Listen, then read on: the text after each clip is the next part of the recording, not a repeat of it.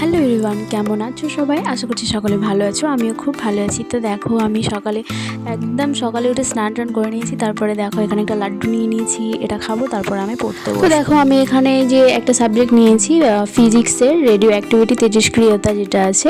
তো এখানে অনেকগুলো দেখো এমসিকিউ রয়েছে।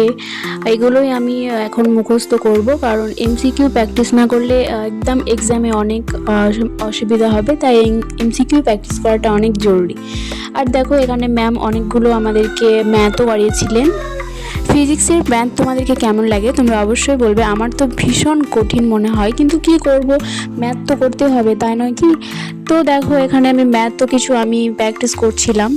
তো এখানে আমি সবগুলো আগে লিখে নিয়েছি, তো ওগুলোই আমি দেখছিলাম। তারপরে বিকালবেলা দেখো, এই যে আমি ব্যাডমিন্টন খেলছিলাম। তোমরা কে কে ব্যাডমিন্টন খেলতে পছন্দ করো তোমরা অবশ্যই বলবে। আমি খুব একটা খেলতে পারি না, বাট এখন একটু একটু অভ্যাস হয়ে গেছে, তাই কোনো অসুবিধা হয় না।